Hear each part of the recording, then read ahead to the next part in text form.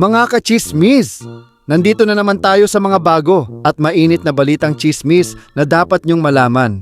Kaya heto na at i-chismis na natin ito. Mainit-init na chismis mga bayet. Ang tatalakayin natin ngayon. Matatanda ang sinabi ni Norman Mangusin o mas kilala sa pangalan na Francis Leo Marcos na may utang daw di umano si Senator Manny Pacquiao sa kanya. Diyos ko, pag dilabas ko pa yung demanda sa akin ni Pacquiao na hindi siya nagbayad ng 1,700,000,000 sa kumpanya namin, mas lalo na siyang masira. Akin ang buong Maguindanao. At ang buong Region 2, akin yan. So, may potensyal na manalo. Kumuha pa tayo ng supporters sa Alabang, sa Montalban, sa Rizal, sa Taytay, sa Tanay, Infanta, Quezon, marami. So, maaari. Tapos, ang mga nangyari kasi yan, hindi na kasi ito magsasalita Ramel Taong bayan. Sa question and answer na lang, ang sasabihin ko lang, nasaan kayo ng pandemic, tapos na, palakpakan yung tao. Diba? Saka boss, marami pong silent supporter mo talaga. OFW. Ay, saka malayo sila sa akin, Diyos ko, kahit magdebate kami dyan. Kung ilalaban lang naman sa akin si Sara, mga old political trapo, tsaka si Manny Pacquiao, di ang layo na ng agad ng agad.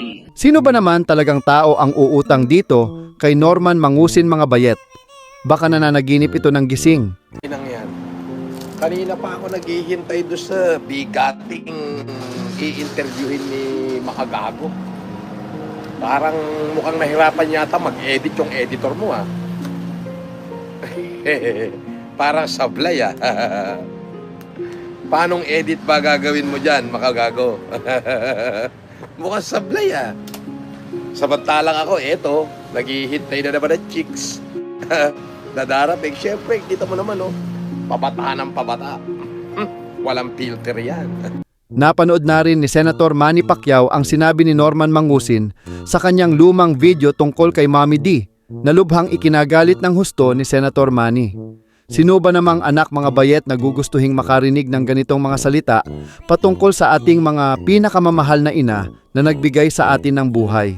Siyempre ako si Johnny, ikaw, huwag na huwag mong ididikit sa pangalan ko yan. Kung magpo-post na taon na lang, magpo-patient sa FLL family yan, gusto.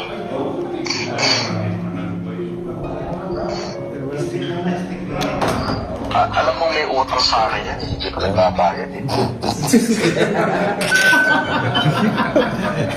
Mga po ba yan? $30 million ang utang sa akin.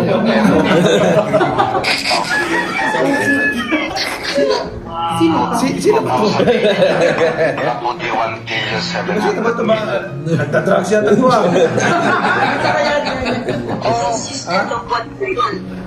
Yung masisipay. Baka nagtadrugs to. Pinromote niya mag-isa na nangutang siya sa akin. Kompleto, nakadimanda yan. Para ko sa mga Baka naman nagtadrugs ito siya? Makabaliktad, baka siya pautangin. Ay, trapo daw. Siyempre. Kasi ano yan, Ka dito, boy. Kakaiba talaga mga chismis. Ang mga salita nitong ni Norman Mangusin dahil kung makapagsalita ay talagang mapapaniwala ka kung uto-uto ka. Kaya bilib na bilib ang mga alipores into sa kanya kahit anong lumabas sa bibig niya, kahit hindi nakapanipaniwala, kahit puro kabalbalan na. Ang sinasabi walang preno-preno, basta mapabilib lang ang nakikinig sa kanya.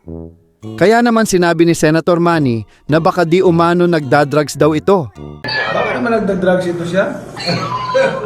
Madalas din napapansin mga bayat ng mga netizen na sumusubaybay sa kanyang mga videos. Ang tila mga kakaibang kinikilos nito. Mapapanood nyo sa kanyang isang video na ito na tila hindi mapakali sa paligid at hindi na makapag-concentrate ng maayos sa kanyang video, na tila parang naprapraning na mga bayet.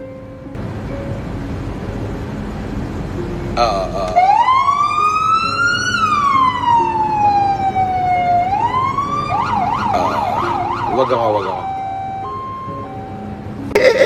Pakialam ko sa inyo!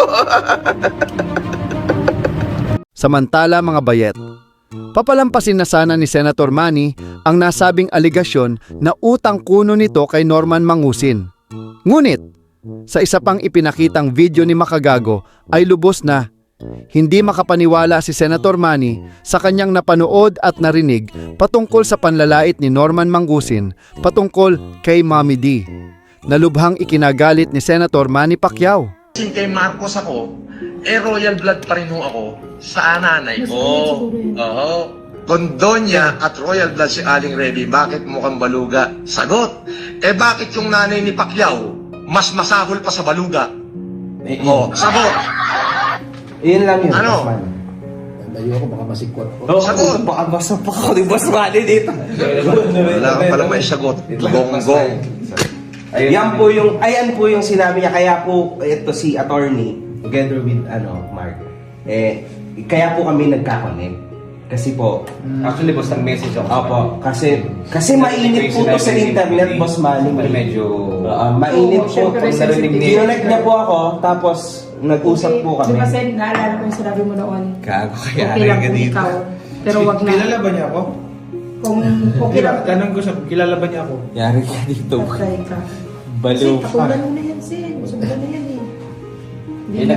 Nag-message ako sa kanya, boss. Sabi ko, boss, ako yung mga, medyo ayoko yung sinabi niya. Una pa lang yung million, tapos... Pangit yun. Bad yung nadamay yung... Mami, di ba na? Ganyan din po siya sa nanay ko, kaya po kinasuhan din siya ng nanay ko. Dinamay yung nanay ko po. Lahat yun. Parinig mo kay boss yung mga pinagsasabi niya sa... Hindi, wag na. Okay na yan. Okay na yan. Nakahiya naman. Pero kasi ganun po siya. Now, sa akin, okay lang kasi influencer versus influencer. Pero bakit pati si Boss Manny, dadaya mo sa katangahan mo? Maganda yun, mabigat yun. Bakit kilala ba niya si Sen? Exactly. No, hindi niya kilala. Baliw ka talaga. Ayan, pag pinatulan ka ni Boss Manny, andyan yung maraming abogado yan, si Boss Manny. Dalawa. Pero ayan, Left and right. pagka ikaw ay pinatulan yan, Paano? Kaso? Kailan mo? Kailan mo, attorney? Nag-usap na ako na po bahala, Boss Manny. Binigay ko na sa kanya yung requirements na hiningi ko. Ibabalik ko lang po sa kanya. Nag-umpisa na kami, boss, actually. Pailan natin ang kaso. Yes, Ayun. tama yun, Sen. Good. Very good, Norman. Nagdagdag ka na naman. Tatlo lawyer niya yan. Madami ako. Siyempre, Manny pa. Pailan natin ang kaso. Tingnan ko kung ano to. Oo, kasi- Tapos pag nakulong, dadalawin ko siya sa kulungan. Uy, gago ka. Pwede. Pwede. Binabawal ko na ba yung tulong mo? Kasi binabawal Ayaw nyo na po siyang tulungan. Tutulungan ko nga pa. Ipapalagay ko sa mental hospital. Hindi, baka yung tulong ni Boss Manny sa PAC, baka sakaling mabago yung takbo ng utak mo. Ako sa'yo, Sen, ako personally, yung sa'yo okay lang kasi naalala ko dati sabi mo okay lang yung lahat ng punch sa'yo eh. 40 Pero din, pagka 30. si Mami Dina, family na yun. Hindi, lahat. Other, ano na yun, ibang bagay Foul na yun eh. Foul na yun, sobra na yun. Kung kisan lang ako. Swerte lang sila. Kaso na lang muna to. Yes, boss. Kaso, Ito ka muna, seryosohin mo yan. Kasi kung hindi, Ginawa ko na nga sa kanya lahat ng yung kailangan. tapang nito, bunga nga nito, tahiin ko pa ito. Kalingkingan ko lang yung tapang yan eh. Tama lang. Kinabukasan mga bayet, matapos ma-upload ni Makagago ang interview video nito patungkol kay Senator Manny Pacquiao, ay agad namang bumwelta na sumagot si Norman Mangusin at kung ano-ano na namang ang pinagsasasabi nito sa kanyang video. Sa halip na humingi na lang ng paumanhin, ay tila walang katakot-takot at nagyabang na namang ang ating bida. Walang kadala-dala mga bayet. Pero sabi ko nga, kahit sino pa ka pa, senador ka man o kung sino ka pa, huwag mo akong sasalangin. Buha ka ng ina ka, hindi kita atrasan. Kompleto ako ng dokumento, pati yung kaso, pati yung paghihiring natin sa Quezon City, kompleto ako. Okay? Dahil kabahagi ako niyan, okay? So, nasa akin yan, nakatago. Pero, ulitin ko, hindi ko yan nilabas para manira ng kapwa ko. Kung sino yung naglabas niyan, yun ang sampal-sampalin nyo sa muka. At kung sino yung nagpapakalat niyan, yun uli yung sampal-sampalin nyo sa muka. Dapat, Senator Manny Pacquiao, sinampal-sampal mo sa mukha yan si Makagago eh. Bakit? Eh, siya lang nagpapakalat niya, hindi naman ako eh. Oo. Siya lang nagpapakalat niya, hindi ako. Di ba? Dapat si Makagago sampal-sampalin mo sa mukha. Oo. Kasi bakit? Eh, tapos na yan. Lumipas na ng 8 taon yan eh. At saka hindi ko naman pinakalat yan. Sila nagpapakalat. Dapat yan na sampalin mo sa mukha. Huwag ka sa akin magagalit kasi lahat ng sinabi ko totoo. May katotohanan. Dahil Meron ako nung nung case number natin eh. Meron akong kopya lahat niyan. 'Di ba?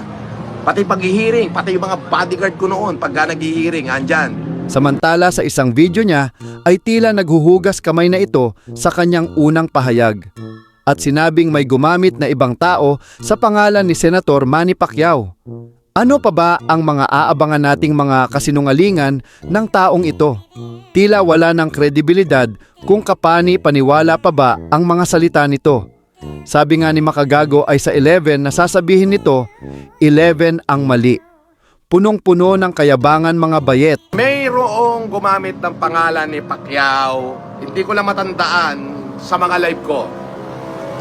Ang nakalagay, Manny Pacquiao. May check pa. Hindi naman natin alam kung siya yon. Ang nakalagay doon sa message na binasa ko, kung hindi ako nagkakamali, pinutol nila yon.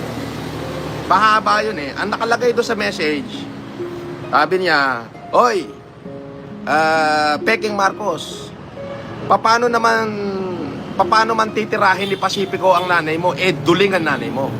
Parang ganon yung nabasa ko. Nanay ko na yung dinamay. Ano sa tingin mo sa akin? Hindi ako gaganti. Diba? Pero hindi ko alam kung kailan pa yun nangyari. Ano sabi ko? Di kung duling ang nanay ko, ano naman ang nanay mo? Yon. That's it. That's the way it is. Anak siya, nasaktan siya, anak din ako, nasaktan din ako. Siyempre gaganti ko. Malay ko ba kung siya yun? Diba? Interaction lang yun. Diba? At meron talagang original na post, original na comment na ganon. Yun. Siyempre, hindi nyo pararating kay Pacquiao to sinabi ko, di sasabihin ko ulit. Yun lang yun. Nothing personal. That's it. Sinabihan mong duling ang nanay ko, di sinabihan kitang baluga ang nanay mo. Ganun lang kasimple yun. Nothing personal. Siyempre, kung meron siyang dapat sisihin, yan yung mga troll. Nag-comment dito, nakalagay na pangalan, ginamit, Manny Pacquiao. Di ba may check pa nga eh. Ang sabi, paano papatulan ni Pacifico Marcos ang nanay mo? Duling ang nanay mo. Bilang anak, ano yung gaganti ko? Kung duling ang nanay ko, ano naman ang nanay mo? Baluga. Di ba? Yun. Yun yung pangyayari. Dapat malaman nyo ang puno at dulo. Di ba? Kung bakit yun nasabi. Ngayon, kung sino man yung gumawa at gumamit sa pangalan ni Manny Pacquiao para matrigger ako, di siya may problema. Dapat yun ang hanapin ni Manny. At yun ang maupakan ni Manny. Gayon pa man, desidido ang kampo ni Senator Manny na magsampa ng kaso laban kay Norman Mangusin. Saad ni Senator Manny di na baling siya ang laitin, wag lang ang kanyang pamilya. Tandaan mo Norman, sunod-sunod na ang mabibigat na kaso mo. Isuko mo na lang ang sarili mo para matapos na ang lahat.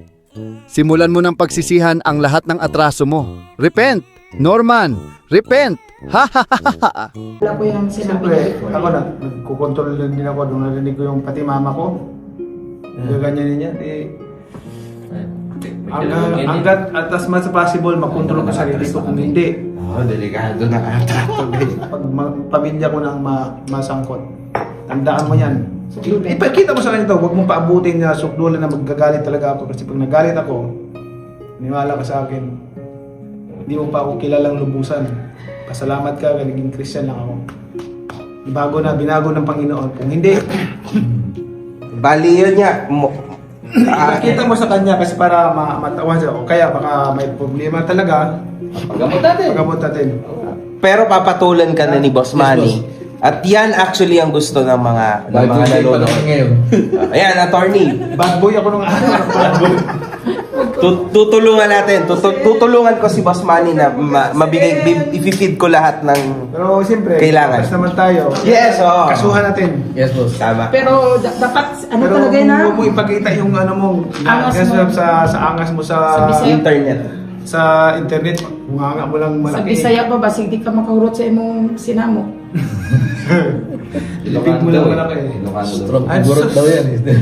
Okay yan, okay Ayaw yan. natin ang gano'n kasi Boss Manny. Bible na tinuturo natin ngayon. Tinanong naman ng isang netizen kung anong masasabi ni Norman Mangusin sa nagbabadyang pagkakaso ni Senator Manny Pacquiao. Kung ano-anong dahilan na namang ang binabanggit ni Norman Mangusin, dito mga bayet, dahil alam niyang seryoso ang kakaharapin nitong kaso at siguradong mahuhoyo siya ni Senator Manny Pacquiao. Boss FLM, anang arod makunam nga kaswan na kani Pacquiao, hanang nga aramidin deta. Hindi niya gagawin yan, hindi siya magsasayang ng oras. Kapag ginawa niya, debonjing din siya. Nagpaniwala siya sa sulsol. Dapat ang kasuhan niya, yung gumamit sa pangalan niya na nag-comment sa comment section ko. Siyempre, binanata ng ina ko di gaganti ako. So, ayun, pinag-aaway pala kami. Bakit? Bakit nila ginagawa yan?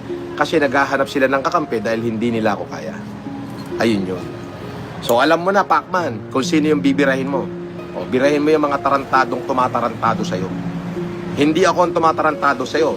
Sila ang tumatarantado sa'yo. Bakit? Ginamit nila yung pangalan mo. Nag-comment dito. Alam mo kung anong comment? Paano papatulan ni Pacifico Marcos ang nanay mo? Duling ang nanay mo. Anak ako. Alam ka namang patuwa ako. O, syempre, ano sasabihin ko? Manny Pacquiao yung nakita ko nag-comment. Palipad pa yun, ha? 50 pesos. Ano comment ko? Kung duling ang nanay ko, ano naman ang nanay mo? Baluga. Yun ang comment ko. So pag-isipan mo kung bakit ko nasabi yung bagay na yun. Kakaiba talaga ang powers at level ng IQ nitong ni Norman Mangusin. Kung sa bagay graduate siya ng humatarian mga bayet. Mga kachesmis, mga bayet, tandaan natin na si Norman Mangusin alias Francis Leo Marcos ay ilang beses nang nagsinungaling at ilang beses na ring nabunyag ang mga kasinungalingan. Kaya naman bago magtapos ang chismis natin mga bayet, isang subscribe at like naman dyan para updated ka na naman sa susunod nating chismis. Papanggap na gano'n, tapos tutulong mga ilan lang, tapos sa lahat, the rest binubulsa na nila. Gano'n ang racket nila para kumikita sila. Marami pong mga ganyang pangyayari. Naway, kunin nyo na lang yung pera nyo. Kung gusto nyo tumulong, pag uwi nyo rito, pwede nyo ibigay, itulong sa isang foundation na talagang tumutulong sa mga mahihirap. Yung mga mahihirap, hindi yung tutulong para magyabang o gano'n, tas makitang tao lang na gano'n magyabang sila. Mahirap naman yun. So, nag-ano lang po ako, advice lang po sa ating lahat kasi kawawa naman kayo. Nasa ibang bansa kayo, nagpakahirap para magtrabaho, kumita ng pera, tapos papadala lang sa mga manluloko. So, tama po, mag-ingat po kayo dyan. Pagpalain kayo ng Panginoon. Marami po salamat, Boss Manny. Pakialam ko sa inyo!